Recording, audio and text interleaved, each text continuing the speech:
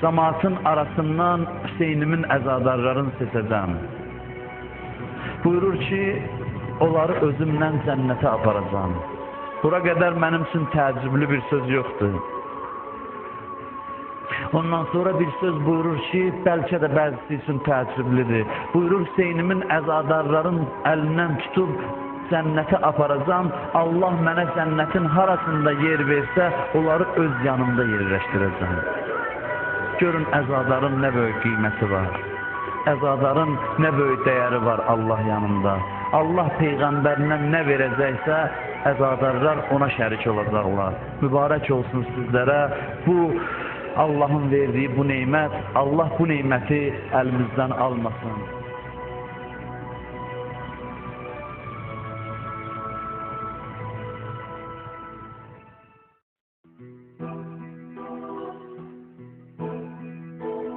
İmam Hüseyin yeganə də olması az insanlardandır ki, onun doğulması əzadarlıqla başlandı. Yəni uşaq doğulanda bayram olar. Evdə sevinərlər. İmam Hüseyin o şəxs idi ki, doğulanda Peyğəmbər yana-yana İmam Hüseyinə ağladı. O Hüseyini gətirdi, Peyğəmbərə təqdim elədi. Peyğəmbər Həzrət Zəhra özü danışır bu hədisi ki, çox yana-yana ağladı. Mənim ürəyimi parçaladı Peyğəmbərin ağlamağı. Dedim, ata ya Rəsulallah, niyə belə ağladınız? Bir ağlaya-ağlaya göz yaşı içində dedi, kızım Zəhracam, mənim bu Hüseynimi Kərbəla adlanan yerdə susuz öldürərlər. Onun başını bədənindən ayırarlar. Onun başını nizliyə vurarlar, şəhər-şəhər gəzdirərlər. Onun bacılarını əsir eləyib, qolu bağlı gəzdirərlər. Zəhra deyir, atam rozu oxuyur Hüseynə, ağlayır, mən də ağlayıram. Ondan sonra xanım Zəhra İmam Hüseynin ki bu qəribliyini görür ki, hər şey əlindən gedəcək. Həzrət Zəhrada bu sual yaranır ki, atacan, bəs Hüseynimə ağlayan olmaz? Bir halda ki, belə qərib halda öldürüləcək, bəs ona ağlayan olmaz? Peyğəmbər deyir, Fatimə, müjdə olsun sənə, narahat olma, qiyamət gününə qədər, hər il, mənim ümmətimdən olan kişi və qadınlar Hüseyni yad eləyib, oğlu ölən ana kimi ağlayarlar. Mənim Hüseynimin xatirəsini diri saxlayanlar tapılacaq, narahat olma. İndi bilin ki, Allah sizə nə qədər lütf eləyib, nə qədər inayət eləyib ki, Peyğəmbər yəqin bilin ki, sizi nəzərdə tuturdu. Yəni gör nə qədər xoşbəxt insanıq ki, orada Peyğəmbər o sözü deyəndə xatirəsindən bizlər keçirdik. Çünki biz də bu əzadarlardanıq. İmam Hüseyin balaca yaşında gəlir, çıxır Peyğəmbərin çiyninə namaz qıldığı halda, Peyğəmbər səcdədədir. Gəlir, çıxır çiyninə, Peyğəmbər səcdəni uzadır, cəmaat namazında. Namazdan sonra deyirlər, ya Rəsulallah, niyə səcdən uzatdınız? Deyir, məyər görmədi Hüseyin çiynimə çıxmışdı. Mən qalxım, o yıxılsın yerə. Yəqin Peyğəmbər Kərbəlada var idi Aşura günü. Hüseyini atdan yerə salanda. O Peyğəmbər ki, razıdır Hüseyin çiynindən yerə düşsün, gör nə hala qaldı. Hüseyini qan içində ox nizə yağışına tutub atdan yerə saldılar. Ona görə şair deyir ki, cənnatidən eşitdi Peyğəmbər-i Cirami, nələyinsiz, əbasız, kərbu bəlaya gəldi. Peyğəmbər özü gəldi Hüseyninə Aşura günü əza saxlamağa. Dəfələrlə deyirdi ki, siz Hüseyni öldürəcəksiniz. Siz mənim Hüseynimə kömək eləməyəcəksiniz. Peyğəmbər buyururdu ki, Allah rəhmət eləsin mənim Hüseynimə mərhəmətlə göz yaşı tökənlərə. Allah lənət eləsin, Peyğəmbər deyirdi, mənim Hüseynimi susuz öldürənlərə. Peyğəmbərin sözləri idi. Peyğəmbərin Hüseynə məhəbbəti heç bir ifadəyə gəlməz. Həmişə İmam Həsən ağanın dodaqlarından öpərdi. İmam Hüseynin boğazından öpərdi. Bir gün gəldi, İmam Hüseyin dedi, ya Rəsulallah, biz Həsənlə danışdıq, mən başa düşmürəm, niyə onun dodaqlarından öpürsən, mənim boğazımdan, olmaya onu məndən çox istəyirsən. Peyğəmbər buyurdu, Sencan, ona zəhər verib öldürərlər. Onun ciyərləri ağzından gələr tökülər. Odur ki, onun o zəhər içən dodaqlarından öpürəm. Amma sənin boğazını kəsərlər, boynunu kəsərlər. Odur ki, xəncər dəyən, qılınc dəyən yerdən öpüb ağlayıram. Bu, Peyğəmbərimizin öz istəkli nəvələrinə münasibəti idi. İmam Hüseyn əleyhissalama münasibəti idi. Allah bizi İmam Hüseynin həqiqi əzadarlarından qərar versin inşallah.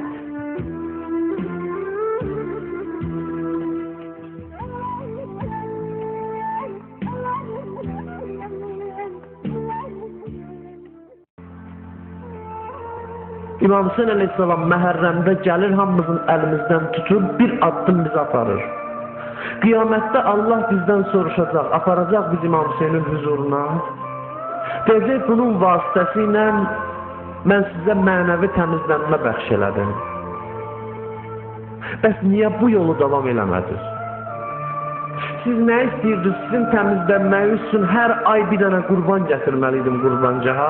Sizin təmizlənmək üçün gərək hər ayda bir dənə Fatimənin balası öldürülməliydi ki, siz islah olasınız.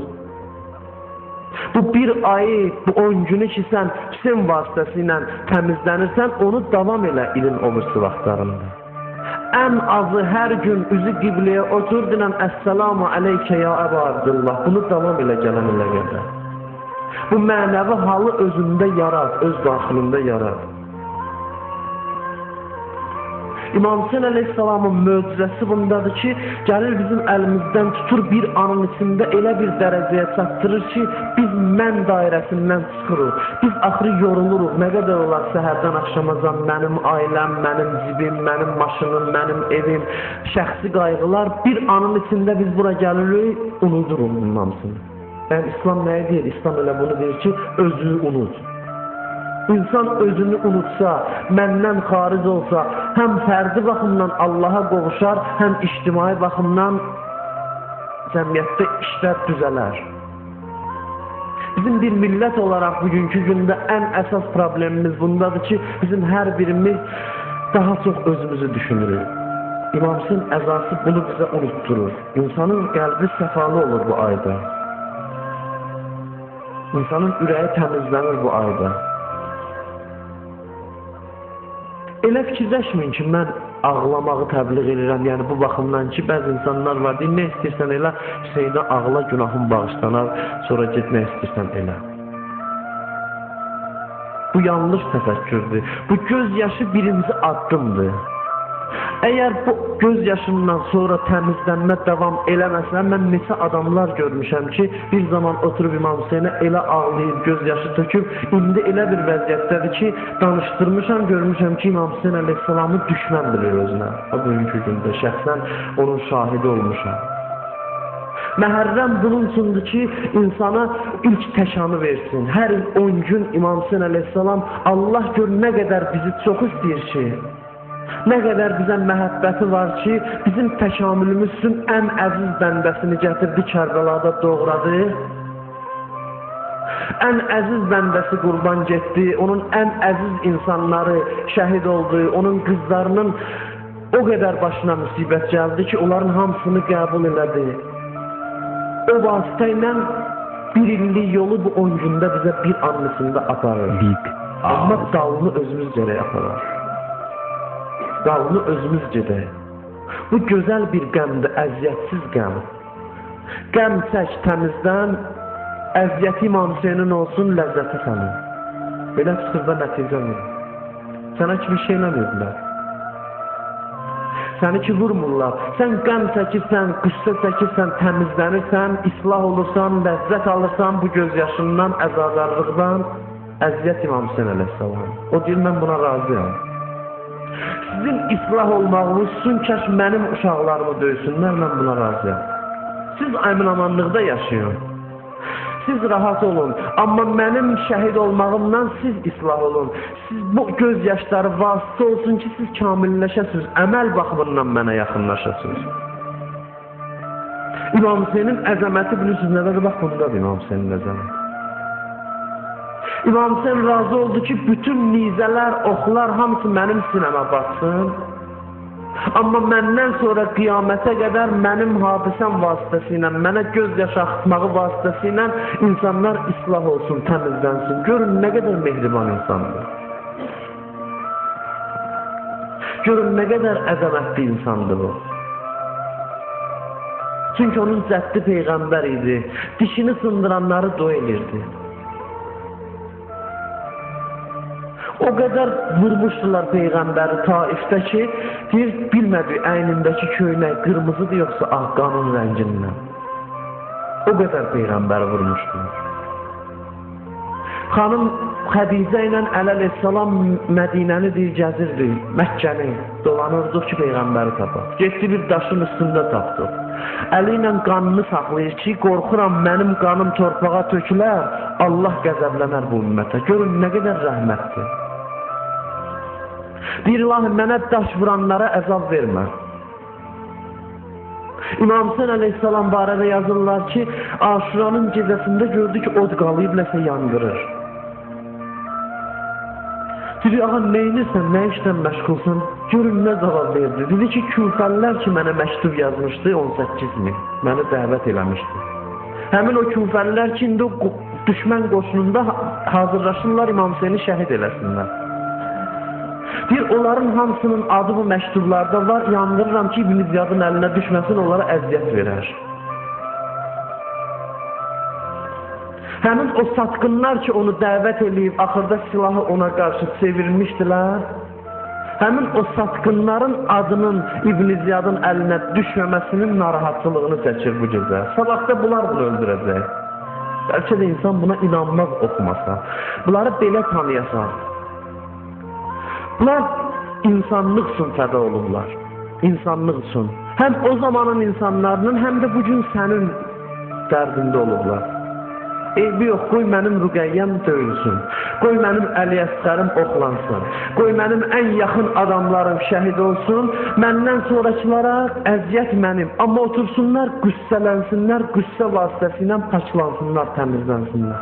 Qüssə onların olsun, amma təmiz, gözəl bir qüssə. Adamı düzəldən bir qəm. Əziyyət mənim. Əlbəttə bu məclisdə yəqin adamlar tapılar ki, mənim bu sözümdən xoşu gəlməsin. Niyə? Onlar deyərlər ki, bu nə sözdür sən danışırsan? Biz məgər İmam Hüseyin ağaya mənfəət gözü ilə baxırıq. Burada o layiqli adamlardan var ki, dua edirlər, ya leytana kunna mə'ək, kəş səninlə olardıq ya Rabbillah. Sənin yanında şəhid olardıq. Kəş o qul var idi, sənin başına dolanırdı, biri vardı Kərbəlada. Görürlər, ağa hara gedir, düşür dalıyla. Qaçır dalıyla. Baxırdı, nizə hayandan gəlir, özünü o tərəfə atırdı ki, İmam Hüseynə dəyməsin. Bəlkə bu məclisdə də belə insanlar var ki, biz mənfəət üçün gəlməmişik, Hüseyndən istifadə eləyək, təmizlənək. Biz razıyıq ki, onun yanında olaq kaş, o oxlar bizim ürəyimizə batsın. Amma İmam Hüseynə bir şey olmasın. Amma məsələ bundadır ki, bu ağlamaq bizi təmizləyir, bizi insanlıq yoluna hidayət edir. Bu ağlamaq vasitəsilə biz bütün şəxsi kinlərdən, şəxsi mənəmçilikdən azad oluruq. O göz ki, İmam Hüseynə ağlayır, onun hidayəti mümkündür. O insanın hidayəti mümkündür. İnsanlıq dərsi verir bu ağlamaq bizə.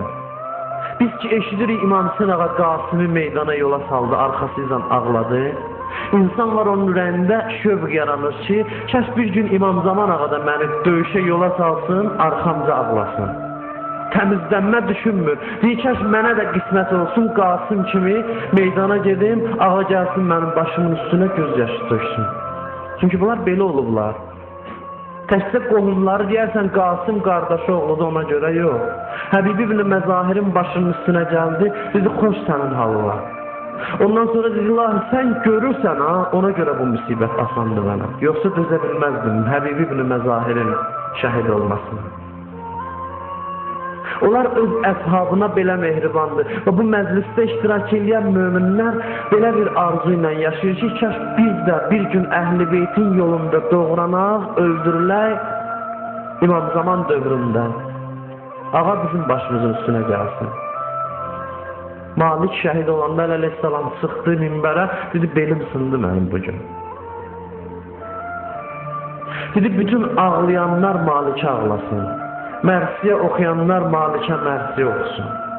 Amma mən deyirəm ya Əmirəl-Möminin, gələrdim Kərbəlaya, görərdim neçə dənə Maliki atdan yerə salıb tikə-tikə doğradılar.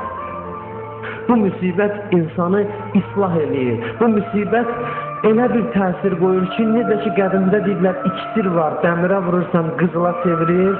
Bu göz yaşı pastı qəlbi təmizləyir, ən ali dərəcələrə çatdırır. Amma biz İmam Hüseyni bunun üçün istəməyək ki, o bizi təmizləyir. Biz İmam Hüseyin ağanı elə onun özü üçün istəyək. Elə onun özü üçün istəyək İmam Hüseyin ağanı.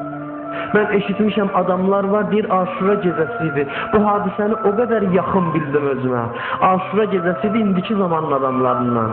Deyir oturdum, birdən bilmədim, ixtiyarsız əlimi duaya qaldırdım. Allah nə olarsa bax İmam Hüseyni öldürməsinlər. Axı bu baş verən işdir, bu 1400 il bundan qabaq baş verib. Bu hadisə o qədər təzədir insan üçün. O qədər təzədir, bu tarixi bir hadisədir, kimsə kimisə öldürür. O qədər mən özümü orada hiss eləyirəm, o meydanda hiss eləyirəm ki, duam belə olur ki, kaş sabah İmam Hüseyni öldürməsinlər. Bu haləti insan özündə əldə eləyə bilər.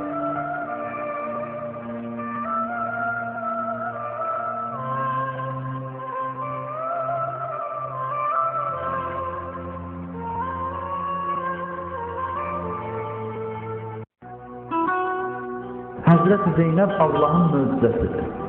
Həzrət Zeynəbi tərif eləməkdə dil azdır. Həzrət Zeynəbin əzəmətini başa düşməkdə ağıllar azdır. Həzrət Zeynəb həqiqətən də insanı heyran qoyan bir insandır, bir şəxsiyyət. Ki, insan hansı məqama gedib çata bilər, bir qadın, bir xanım, nə dərəcəyə gedib çata bilər, insan təəccüb edir.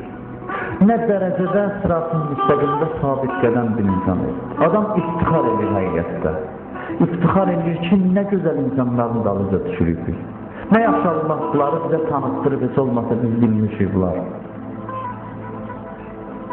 O qədər sabit qədəm idi ki, Kərbəla hadisəsi böyüklüyündə hadisə onu sarsıda bilmədi. Hər dayanacaqda İmam Səccad deyiləm, baxırdım, görürdüm ki, bu xanım heç elə bir bu müsibətlər bunun başına gəlmiyor. Vacib yox, müstəhəbbi namazını da tərk eləmirdi. Düzdür, bu mövlud günüdür, mən istəmirəm qəmli hadisələrdən danışaq, bu bayram günüdür. Amma onun əzəmətli şəxsiyyətini danışanda Kərbəladan yan keçmək mümkün olmur. O elə bir şəxsiyyət idi ki, İmam Hüseyin əleyhissalam dedi ki, bazı məni dua ilə gecə namazlarında. Məsum imam ondan xahiş elər ki, onu dua eləsin. Allaha bəndəliyin, Allaha itayətin gözəl bir nümunəsidir. Sizən biləsən, qadın nə dərəcədə şəxsiyyətə malikdir, yüzlərlə, minlərlə kişi onun ayağının tozuna çata bilmir. O elə bir şəxsiyyətidir. Ki, qadınlardan üstün şəxsiyyətlər var, bir də Həzrət-i Zeynəb. Mən bugün xüsusən xanımlarımıza üzümü tutub demək istəyirəm ki, bugünkü gündə biz daha çox qadınlar təcliqə məruz qalır. Cəmiyyətdə hicablı xanım olmaq bir qədər çətindir, məsuliyyətlidir, olduqca məsuliyyətlidir. Bunlar çox dəyərli xanımlardır. Bugün Həzrət Fatimənin hicabını qoruyurlarsa, Həzrət Fatimənin hicabını yaşadırlarsa əməlləri ilə və geyimləri ilə, bu böyük bir mübarizə, bir cihaddır yaşadığımız cəmiyyətdir. Çünki böyük ölkələr, mən o dəfə dedim, İspaniyada İslamın sübutunun neçə səbəbi vardı, bir də hicabsızlıq idi. Müsəlman ölkələrinin qərbdən asıllığının əsas səbəblərindən biri də qadınlardır. Yəni onların hədəflərindən biri də qadınlardır. Ki, bərbad vəziyyət. Baxın görün televiziya nələr təbliğ edir. Baxın görün nə vəziyyətdir. Cavan uşaqları toplayırlar bir evə, bütün millətlə məcbur edirlər o şeyə baxmağa. Namaz qılan da baxır. Hicab olan həyat tərzini adiləşdirmək. Yəni qızla, oğlan ayla, günlə bir yerdə qala bilər, evdən icazəsi, ailədən icazəsi, yaxud icazəsi ilə laf deyil. Hədəfdə bizim dəyərlərimizdir. Bir millət də dəyərini verdirsə də qutardır. Millət şəxsiyyətini verdirsə, bundan sonra da heç nəyə bərpa eləyə bilməz. Nəyi verirsən, ver, çalış şəxsiyyətin qalsın. Həzrəti Zeynəb hər şeyini vermişdi, şəxsiyyəti qalmışlarına. Ona görə qalib oldu. Hər şeyini vermişdi, qolu da zəncirlənmişdi, əsir bir halda dövrünün zaliminin sarayına girirdi, şəxsiyyəti əlindəydi deyə ona heç nə eləyə bilmədilər, məğlub oldular. Allah hamd olsun, taxtın üstündə otura-otura titriyirdi tarixdə yazırlar Yezid. Bunun nəyi var idi? Bunun zəncirli qolları var idi və malik olduğu hər şeyin əlindən vermişdi. Maddi anlamda. Amma şəxsiyyəti qalmışdı deyə o şəxsiyyəti hesabına onlara qalib gəldi. Onlara qələbə çaldı. Həzrət Zeynəbdən aldığımız ən əsas dərs özüm üçün bunu bilən ki, bu olmalıdır ki, Həzrət Zeynəb Allaha bəndə idi, Allaha ibadət edirdi, Allahın qarşısında əyilirdi deyə şəxsiyyət tapmışdı və o şəxsiyyəti ilə öz dövrünün və qiyamətə qədər yaşayacaq insanların, siz təsəvvür edirsiniz, mübarizlərin şuarı Zeynəbdir. Bir alim dedi ki, onlar ki şəhid oldu, onlar Hüseyindir, qalanlar da Zeynəbdir. Üçüncü yol Yezid yoldur, ondan başqa yol yox. Gedənlər Hüseyindir, şəhid olanlar, qalanlar da Zeynəb. Bir üçüncü yol axtarsa da yoxdur, Yezidin yolu. Allah sizə tövfiq versin ki, Həzrəti Zeynəbin yolunun yolcusu olar inşallah.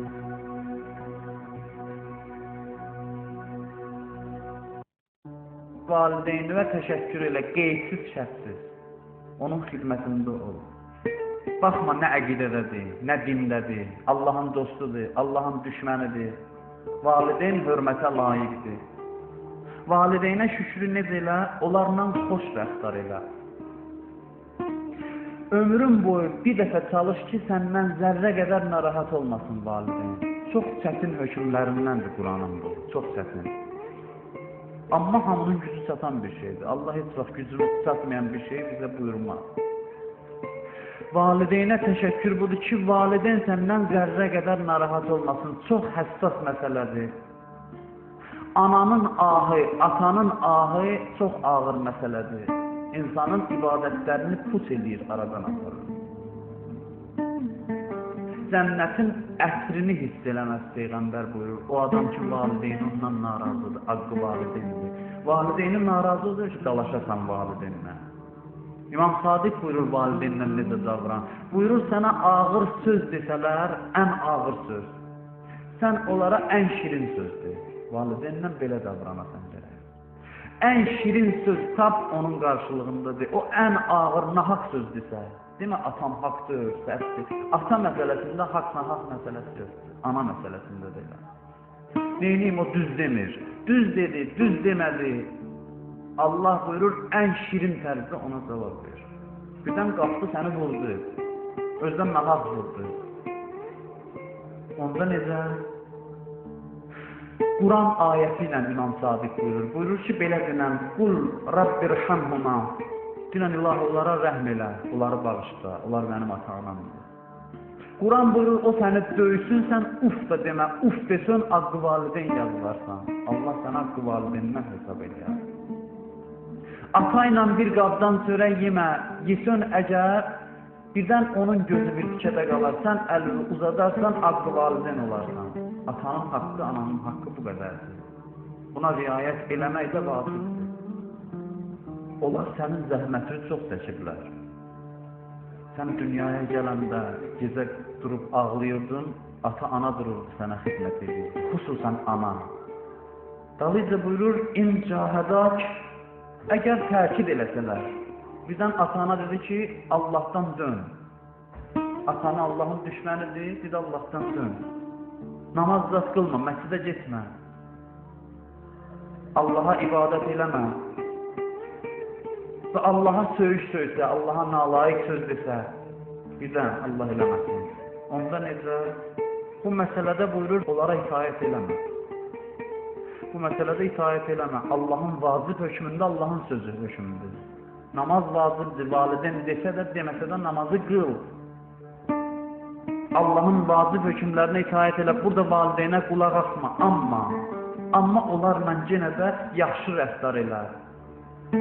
O sənin Allahu nauzubillah söysə də sən onun üzünə qayıtma. Allah özü belə istəyir. Allah özü belə istəyir. Sən ona gülər üzlə danış, namazı da qıl, saxlama. Amma ona da demə, əcəb eləyirəm, Allah belə buyurub, belə demə. Üzünə gülə-gülə. Əlindən öpə-öpə. Bu şəkildə davran valideyninlə. Bu məsələdə Peyğəmbərlərin yolunu tut, Allah buyurur. Peyğəmbərlər necə olub, sən də elə ol. Quran bunları buyurandan sonra buyurur, siz mənə tərəf gələcəksiniz və ata-ana haqqında soruşacağım sizdən. Nə vaxtda ata-anavız sizdən narazı olar? Kimin atası, anası ondan narazıdır, çətin o imanla ölə bilər dünyada. Mümkündür, çətin məsələdir. Ana narazıdır, ata narazıdırsa, ata-ana nahaqdır, nahaqdır, oğul haqdır. Amma incidib onları. Bu halda da ana ata razı olmasa, oğlun imanla ölməsi, cənnətə getməsi yox, cənnətin heç iyini hiss eləməz Peyğəmbər buyurur. Bu ata-ananın haqqı. Əgər bir qadınla kişi Yahudi olsa, Hristiyan olsa, dinsiz olsa, müşrik olsa, onların haqqı bu qədər böyüdür, nəyə görə səni dünyaya gətiriblər? Gör səni yaradan Allahın sənin boynunda haqqı nə qədərdir? O Allah ki, ata-ananı vasitə qərar verib sənin dünyaya gəlməyə. Özdə zərrə qədər sənə zülm eləmir. Sənə saysız hesabsız neymətlər verib, ana bətnində kim səni böyüdüb, yetişdirib, kim dünyaya gələndən sonra dişin yox idi çörək yeyəsən, hazır qida hazırlayıb sənin üçün. Ən xeyirli qida, ən lazım olanı. Sonra işləri çıxardır yavaş-yavaş. Mədun o yeməklərə uyğunlaşır. Hansı neymətin sayasan? Hansı neymətin sayasan? Heç 100-də-1-in, milyonda birin sahib tutara bilməzsən. O Allahın haqqına qədərdir. Allahla rəftarın necə olmalıdır? Allah bir dənə məktub göndərib bizə. Ən xeyirli bəndəsinə verib, o məktubun adı Qurandır. Buyurub ömrümün axırında bu məktubun cavabını gətir mənə. Orada buyurdum faiz haramdır. Orada buyurdum qeybət haramdır. Orada buyurdum yalan haramdır. Orada buyurdum xumus vacibdir, zəkat vacibdir, namaz vacibdir. Onların hamısının cavabını gətir ver. Onlar Allahın haqqı gör nə qədər böyük insan boynunda. Bir müşrikin, kafir valideyn olsa belə haqqı bu qədərdirsə, gör səni yaradan və sənə bu neymətləri verən Allahın haqqı nə qədərdir. Allahın haqqı ən böyük haqqdır, sonra gəlir Peyğəmbərin və Əhl-i Beytin haqqı. Qəribə bir məsələdir, Qurana baxın, Allah Peyğəmbərin və Əhl-i Beytin haqqını öz haqqına bərabər təqdim edir. Deyir, onların haqqı mənim haqqım qədərdir sizin boynunuzda. Dəlil nədir? Quran ayəsi deyirəm sizə. Buyurur, və mən yutəğət rəsul, fəqət əta Allah. Kim Peyğəmbərə itaət eləsə, o Allaha itaət edir. O nə desə mənim sözümdə Allah buyurur. Allaha, Peyğəmbərə və imamlara itaət edir. Onların sözü mənim sözümdür. Çünki onlar özündən söz danışmır. Onlar nəfsindən danışmır. Onların dediyi söz hamısı Allah sözüdür. Peyğəmbərin də haqqını zay eləməyin. Onlar Əli ilə Peyğəmbər hədis var, ümmətin atalarıdır. Amma bu valideyndən daha böyük mənəvi atadırlar. Mənəvi şeyin haqqı insanın boynunda böyüdür. Sənə bir dənə söz öyrədən, bir dənə hədis deyən insanın haqqı çox böyüdür sənin boynunda. Mənəvi ustadın, sənə həyatda istiqamət verən adamın haqqı çox böyüdür. Valideyn qədər bəzi yerdə ustadın haqqı valideyndən də çoxdur insanın boynunda. Peyğəmbər də insanlıq müəllimidir bizlər üçün. Hədisdə var, Quran ayəsidir bu daha doğrusu. Kim Peyğəmbərin haqqını zay edib, qiyamət günündə əlini aparar, ağzına qoyar, yəqul, ya leytən istəxəztu mə'ad rəsul səbila. Ey kəş Peyğəmbərlə olardım, onun haqqını zay eləməzdim.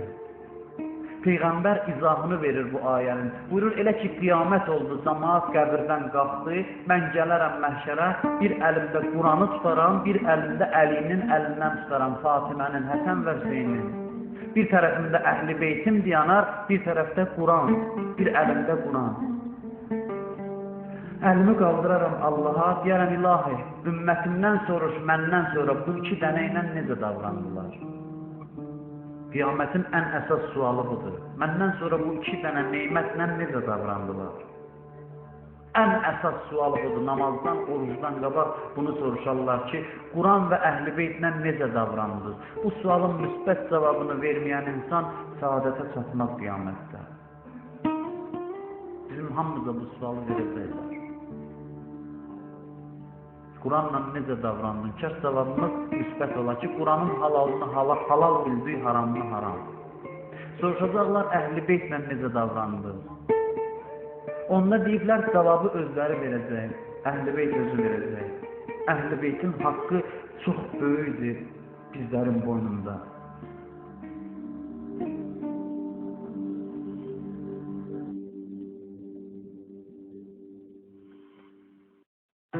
Nəhcül Bəlağənin ən gözəl şərhlərindən biri İbn Əbilhədidin şərhidir. O kitabın müqəddiməsində, şərhin müqəddiməsində istiğfar eləyir. Deyir, əstəğfirullah, Allaha tövbə eləyirəm, bağışlanmaq istəyirəm. Əgər mən bu kitabda Əlinin kitabını, Nəhcül Bəlağəni layiqincə təhlil eləməmişəmsə, üzr istəyirəm. Və mən o ağadan şəfaət istəyirəm qiyamətdə ki, elə bir ağadan şəfaət istəyirəm ki, gecələr onun kitabını, sözlərini təfsir eləmək üçün gözlərim oyaq qaldı. Bu zəhmətimin əvəzində ondan şəfaət istəyirəm. Ondan sonra deyir ki, indi mən elə bir kəsi tərif eləyəcəm ki, dünyanın qüdrət sahibləri insanların onu təhqir eləməsi üçün, ona lənət oxuması üçün insanları vadar eləyiblər. Mən elə bir şəxsi tərif eləyəcəm ki, onun tərifi qadağan olur.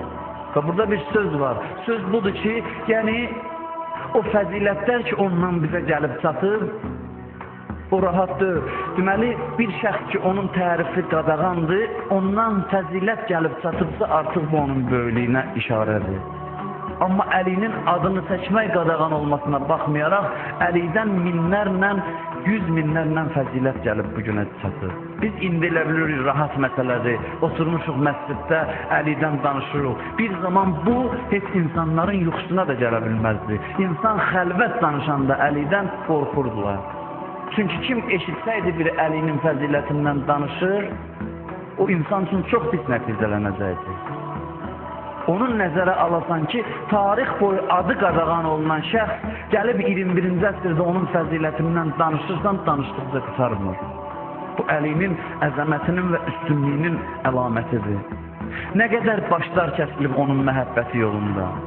20 il keçmişdi Əli əleyhissalamın şəhadətindən, hamı sükuta qərq olur, cəmiyyət sükut içində boğulur.